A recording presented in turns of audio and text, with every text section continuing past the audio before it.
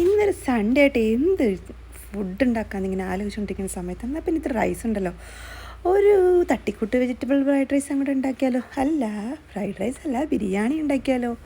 തട്ടിക്കൂട്ട് ബിരിയാണി. അതായത് അരി കഴുകി ഇത്തിരി വെള്ളത്തിലിട്ടിട്ട് അതിനകത്ത് കറുവാപ്പട്ട, ഏലക്കായ, കുരുമുളക്, ഇച്ചിരി നെയ്യൊക്കെ ഇട്ട് ഒന്ന് തിളപ്പിക്കാൻ വയ്ക്കും. ആ സമയം കൊണ്ട് നമുക്ക് നമ്മുടെ പച്ചക്കറി എന്തൊക്കെയാണ് ഇടുന്നത്, കുട്ടികൾക്ക് കൊടുക്കാനുള്ള സംഭവമാണ്. അപ്പോൾ കുട്ടികൾക്ക് വെറൈറ്റി കളേഴ്സൊക്കെ ഭയങ്കര ഇഷ്ടമാണല്ലോ. അപ്പം ഞാൻ ക്യാബേജ്, സവോള, വേപ്പില, ക്യാരറ്റ്, ബീൻസ് എല്ലാം ഡിഫറെൻറ്റ് കളേഴ്സാണ്. എല്ലാം ഞാനെടുത്ത് കഴുകി അങ്ങോട്ട് ചെറുതായി അരിഞ്ഞു. എന്നിട്ട് ഞാൻ അരിഞ്ഞ പലകി തന്നെയാണ് കേട്ടോ ഇതെല്ലാം വയ്ക്കുക. ഞാൻ കാരണം പിന്നെ വേറെ പാത്രം എടുത്ത് എനിക്ക് ഒന്നാമത് മടിയുള്ള കൂട്ടത്തിലാണ്. അപ്പോൾ പിന്നെ വേറെ പാത്രം എടുത്ത് പിന്നെ അത് കഴുകാൻ നിൽക്കണം. എന്തിനാണ് വെറുതെ അതിനേക്കാൾ നല്ലത് നമ്മൾ കട്ടിംഗ് ബോർഡിൽ തന്നെ അങ്ങനെ അരിഞ്ഞ് സൈഡിലേക്ക് എടുത്തേക്കും.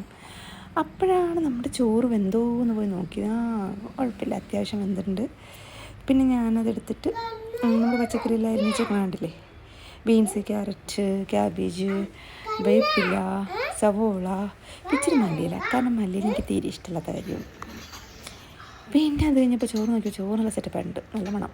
സാധാരണ ഇതേപോലെ തട്ടിക്കൂട്ട് വെജിറ്റബിൾ ബിരിയാണിയൊക്കെ ഉണ്ടാക്കുമ്പോൾ ഞാൻ അങ്ങനെ പ്രത്യേകിച്ച് ഇങ്ങനെ കുറച്ച് വെജിറ്റബിൾ പിന്നെ ഇട്ട് പിന്നെ ഇത്തിരി ചോറിട്ട് അതിൻ്റെ പുറത്ത്, കാരണം നമ്മുടെ ആൾക്കാർ തന്നെ കഴിക്കാനുള്ളത്, നമ്മുടെ അമ്മ, നമ്മുടെ മക്കള്, നമ്മുടെ ആൾക്കാർ. അപ്പോൾ അത്രയ്ക്ക് ഇങ്ങോട്ട് വലിയ ഡെക്കറേഷൻ ഒന്നും വേണ്ട. ഞാൻ എല്ലാം കൂടെ എടുത്തിട്ട് തട്ടുക, ഒന്ന് ഇളക്കുക, അതാണ് എൻ്റെ പരിപാടി. സംഭവം ടേസ്റ്റൊക്കെ ഉണ്ടാവും, അത്യാവശ്യം കഴിക്കാനൊക്കെ പറ്റും. ഈ ഒരു മണം നല്ല രസമാണ് കേട്ടോ, ഭയങ്കര ഇഷ്ടമാണ്. ഒരു നെയ്യും പിന്നെ നമ്മുടെ കറുവാപ്പട്ടയും മറ്റേ മസാലാസ്, മറ്റേ നമ്മുടെ ഈ ഇതൊക്കെ കൂടെ ഇതിൻ്റെയൊക്കെ മണം അങ്ങോട്ട് മുക്കിൽ കടിച്ച് കഴിയുമ്പോൾ ഭയങ്കര സൂപ്പറാണ്, നല്ല മണമാണ്. ഞങ്ങൾക്ക് ഇന്നും കൂടെ നോക്കാം, എങ്ങനെയാണ് നോക്കാം. ഇതൊക്കെ ഈ പച്ചക്കറി അരിഞ്ഞു വെച്ച പച്ചക്കറിയൊക്കെ ആദ്യം നെയ്യിൽ എണ്ണയിലൊക്കെ ഇട്ടിട്ടൊന്ന് വഴറ്റിയെടുക്കണം. ഒക്കെ കാണിച്ചു തരാം. സവോള ഇട്ട് ഉപ്പിട്ടിട്ട് ഓൾറെഡി അരിയിലൊക്കെ ഇത്തിരി ഉപ്പിട്ടിട്ടുണ്ട്. എന്നാലും പച്ചക്കറി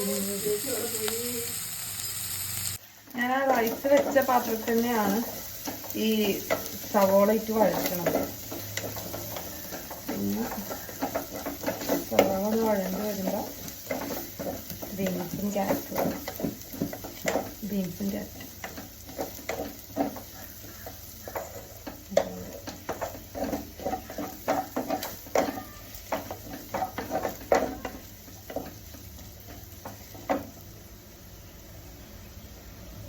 ഞാൻ എപ്പോഴും ഈ കുട്ടികൾക്ക് കൊടുക്കുന്ന ഫുഡ് എപ്പോഴും ഒരു വെറൈറ്റി ആവണം, എപ്പോഴും വെറൈറ്റി കൊടുക്കണമെന്നാണ് എൻ്റെ ഒരു ആഗ്രഹം. കാരണം നമ്മുടെ കുഞ്ഞിലേക്ക് നമ്മൾ കഞ്ഞിച്ചോറ് മാത്രമേ കഴിച്ചിട്ടുള്ളൂ.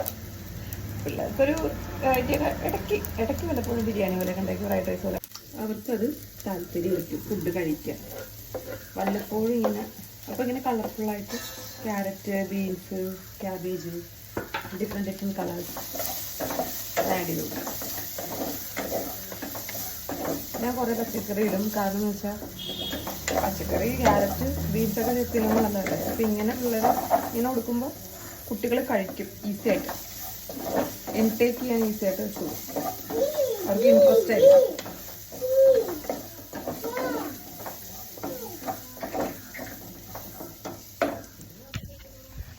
ഫ്രൈഡ് റൈസ് ഇഷ്ടമാണോ കണ്ണന്? ബിരിയാണി ഇഷ്ടമാണോ? ബിരിയാണി ഇഷ്ടമാണോ? കോഴിമിഠായിയോ? എല്ലാവർക്കും കോഴിമിഠായി കൊടുക്കും. ഇഷ്ടമാണോ ബിരിയാണി? ഇഷ്ടമാണോ കണ്ണന്?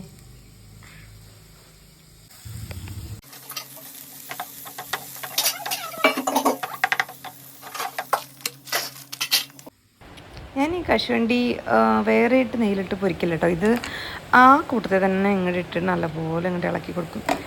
എനിക്ക് നമ്മൾ തട്ടിക്കൂട്ടാണൊന്നും അത് ഉണ്ടാക്കണം തന്നെ. അപ്പോൾ പിന്നെ നമ്മളങ്ങനെ അതിൻ്റെ ഉള്ളിൽ കിടന്നത് വഴണ്ട് എല്ലാം പച്ചക്കറി ആയിട്ടും അതൊന്ന് കൂടി സംഭവം നമ്മൾ എണ്ണയിലിട്ട് വറുക്കണ പോലെ തന്നെയായിട്ടുണ്ടാവും.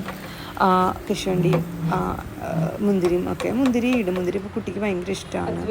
എൻ്റെ ഇടയ്ക്ക് കുറച്ച് മുന്തിരി ഉണ്ടായിരുന്നത് അവന് കൊടുത്തു. അവൻ അവിടെ എന്തൊക്കെയോ പാത്രങ്ങൾ കൊട്ടിക്കൊട്ടിയൊക്കെ ഇരിക്കുകയായിരുന്നു. പിന്നെ ഞാൻ ഇത് കൊടുക്കുമ്പോൾ പിന്നെ എവിടെയെങ്കിലും മാറി ഇരുന്നോളൂ കൊടുത്തു.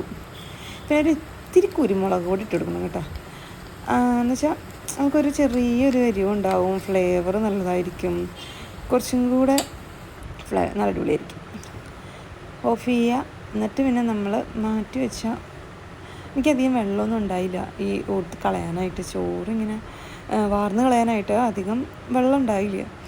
ഉള്ള വെള്ളം ഉണ്ടായുള്ളൂ. അത് ഞാൻ അതിനകത്തേക്ക് ആ ചോറ് റൈസ് ഞാൻ അതിനകത്തേക്ക് കൊട്ടുകയാണ്. എന്നിട്ട് നല്ലപോലെ ഇളക്കി കൊടുക്കുകയാണ്. കാരണം ഞാൻ അതിനകത്തേക്ക് ഇടാനുള്ള കാരണം വെച്ചാൽ അടിയിലേക്ക് കുറേ പിടിച്ചിട്ടുണ്ട്. അപ്പോൾ അത് നല്ലതാണ്.